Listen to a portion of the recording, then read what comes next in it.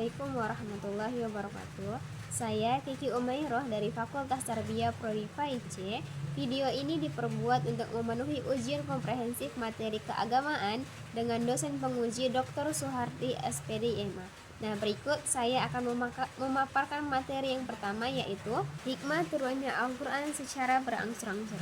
Sebagaimana dikemukakan, Al-Quran diturunkan secara berangsur-angsur dalam tentang waktu yang cukup panjang, bukan berarti karena Al-Quran itu lebih besar bila dibandingkan dengan kitab-kitab yang diturunkan kepada Nabi dan Rasulnya terdahulu. Akan tetapi, tujuan utama mengapa Al-Quran turun secara berangsur-angsur tidaklah sulit untuk dipahami, karena Al-Quran itu diturunkan bukan dalam bentuk tulisan tetapi juga berupa bacaan.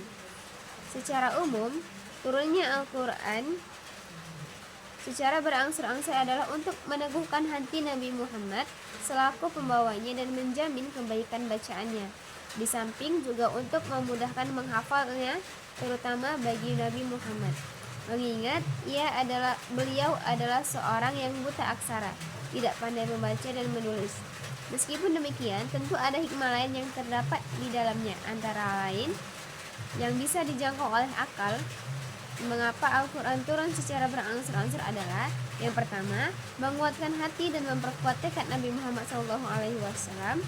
Yang kedua adalah memberikan kemudahan dan meringankan kaum muslimin.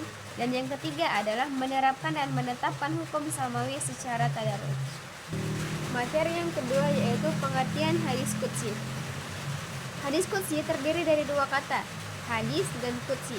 Menurut bahasa hadis dalam bahasa Arab, segala yang dinisbatkan kepada Nabi SAW berupa ucapan, perbuatan, persetujuan, atau karakter beliau. Sedangkan qudsi dalam bahasa Arab secara bahasa diambil dari kata kudus yang artinya suci. Disebut hadis qudsi karena perkataan ini dinisbatkan kepada Allah, Al-Quddus, zat yang maha suci. Materi yang ketiga adalah tujuan ilmu fikih. Tujuan ilmu fikih adalah untuk mencapai keridhaan Allah Subhanahu wa Ta'ala dengan melaksanakan syariatnya di muka bumi ini. Selain itu juga sebagai pedoman hidup individu, hidup berkeluarga maupun hidup bermasyarakat. Hal ini bertujuan agar segala sikap dan tingkah laku sesuai dengan syariat yang pada akhirnya mengharapkan keridhaan Allah Subhanahu wa Ta'ala. Materi selanjutnya adalah tentang akhlak, yaitu tentang kemajuan ilmu pengetahuan. Akhlak sesungguhnya tidak hanya sebatas pedoman perilaku, akan tetapi akhlak merupakan sebuah ilmu, yaitu ilmu akhlak yang include di dalamnya pedoman berperilaku serta nilai dari perilaku itu, yaitu nilai baik dan buruk. Oleh karenanya ada perilaku hasanah, ada pula perilaku sa'iyah. Kapan perilaku itu bernilai hasanah dan kapan pula perilaku itu bernilai sa'iyah. Karena itu harus dipelajari, digali dan dipahami, kemudian diajarkan, diamalkan dan dipraktikkan untuk memberikan contoh kepada orang lain. Proses yang begitu panjang sampai mengantar orang bisa paham dan mengerti akan ajaran akhlak tidak akan mungkin kalau penanaman akhlak hanya melalui contoh berperilakunya. Materi yang terakhir adalah tentang tauhid, yaitu konsep keadilan Tuhan. Dalam teologi Islam, seperti telah disinggung terdahulu, persoalan keadilan Tuhan yang berkaitan dengan perbuatannya. Kaum Mu'tazilah berpandangan bahwa Tuhan dikatakan adil karena semua perbuatannya baik. Ia wajib berbuat baik, tidak berbuat yang buruk, dan tidak mengambil hak orang lain.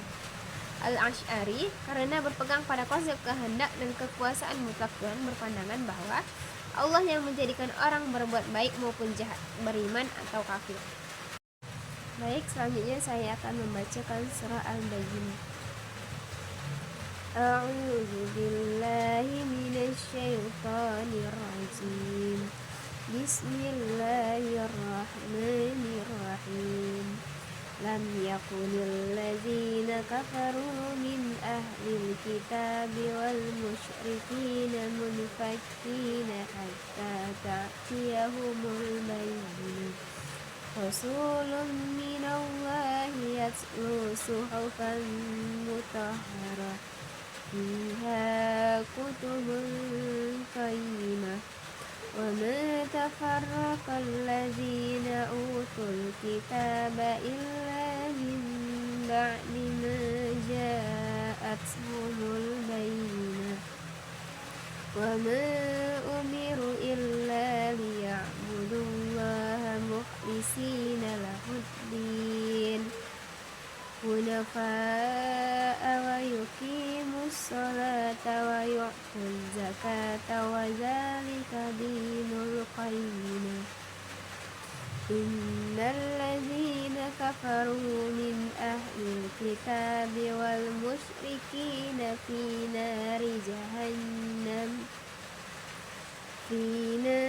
جهنم خالدين فيها أولئك هم شر البرية إن الذين آمنوا وعملوا الصالحات أولئك هم خير البرية جزاؤهم عند ربهم جنات عدن تجري من تحتها الأنهار خالدين فيها أبدا رضي الله عنهم ورضوا عنه ذلك لمن خشي ربه نويت التيمم والاستباحة في الصلاة لله